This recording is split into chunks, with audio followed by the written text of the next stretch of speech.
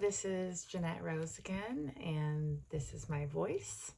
And now I'm going to talk about the film about Henry Darger called The Realms of the Unreal.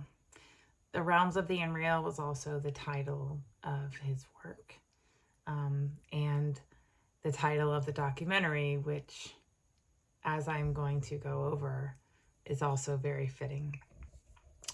So in The Realms of the Unreal, Jessica Yu, the director, intertwines the prolific stories written by Henry Darger, his pictures, and his autobiography to tell the story of his very fascinating and very unusual life as a recluse. So the purpose is both to educate the viewer to his art, which was unknown to me before I watched this film, and to exemplify how closely his stories and art also follow the story of his life, as well as speaking to his inner world, his psyche, and his religiosity. From his beginnings as an orphan wishing for adoption, to running away to Chicago and spending most of his life as a janitor, we learn of this secretive man who spent almost all of his time alone in his room writing. These stories were magnificent and sometimes horrendous. And Henry Darger and the girls from his writing, the Vivian girls, are the main characters of this film. The extensive narrative that he wrote, The Realms of the Unreal, over 30,000 pages, and it mirrors the story of his life in this fantastical and surreal way. So these stories are both heroic and tragic and complicated and long, and they speak to this inner and outer life of Darger. This desire to stay a child, to find salvation, to make sense of the world, and to struggle to know the difference between fantasy and reality. And we see how his childhood in many ways was stolen from him. After losing his mother when he was 4 to childbirth of his sister, who was then given up for adoption, and then his father's presence, his father had to go be taken care of because of an illness, and so he was left with nobody. And this is when he was sent to an orphanage and then eventually to an asylum. In his writings, we see this experience depicted as the Vivian girls in slavery, and there was a heavy focus on child slavery that echoed his experience in the asylum. But one day he ran away, and also the Vivian girls at one point escaped their slavery. So his inability to interact with adults, this desire to stay a child, his distrust in men is all reflected in the Vivian girls, as well as his obsession with illustrating young girls. His vulnerability and his innocence we see in the frequent nakedness of these girls, who are also curiously depicted as having penises. There isn't ever any sexual undertones to the story, so it leaves the question to why. Why did he depict them in that way? One option, one possibility is that he just didn't know. It could be related to his childhood innocence.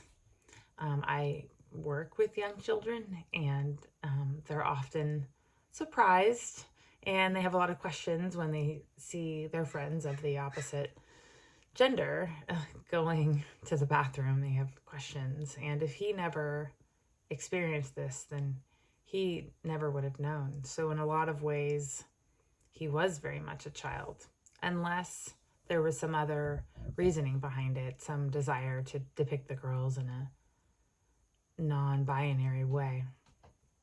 I found it very fascinating. His deep faith and almost fanatical belief in Christianity was the largest arc to his life and story. The Vivian girls were constantly defending their land from those that hated Christianity. Darger held up his religion in the most reverent way, and it was the one thing in his life that I believe helped him keep going. And I do wonder that without it, if he would have been able to make sense of the world. So his faith may have kept him going. It kept him housed. It kept him employed. He had such a fragile mind. I believe it was good that he had something to rely on. Although I feel his faith or his fanatical side may have also kept him more conflicted inside, especially his fear of hell and his worry about salvation. Sometimes in the film, I had a really difficult time figuring out if we were talking about, the narration was about the story or his life, and his autobiography was also tied so much into his story that there was some confusion for me about what was happening. Although I believe that was one of the purposes of the documentary, was to create that sense of unreal between fantasy and reality, just like Darger himself. It was dizzying sometimes. One of the most interesting parts to me of this documentary and to Darger's writing was written at the end of his life was two separate endings, an alternate ending. One was glorious with the Vivian girls triumphant, and the other was heartbreaking with them and their lands being brutally attacked by their enemies. So why would he do this?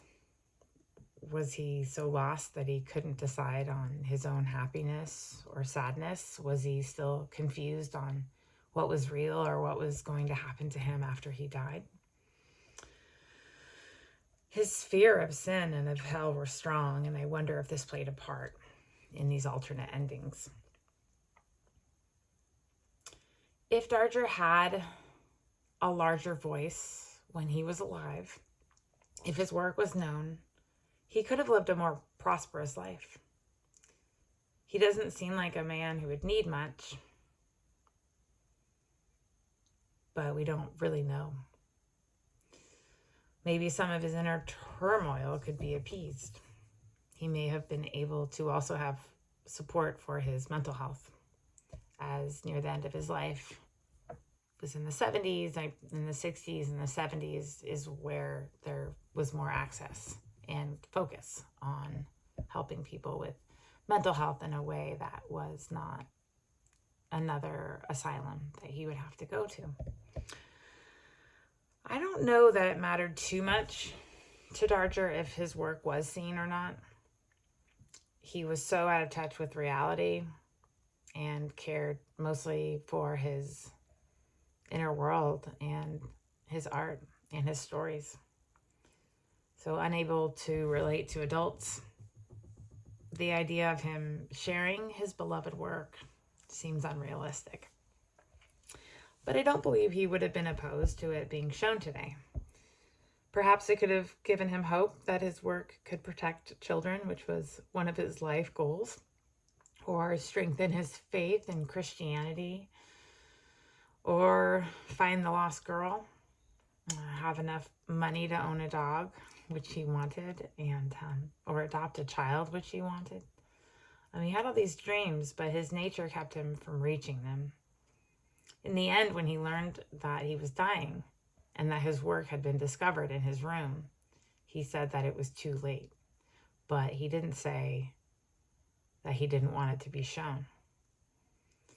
So that means on some level, there was a desire.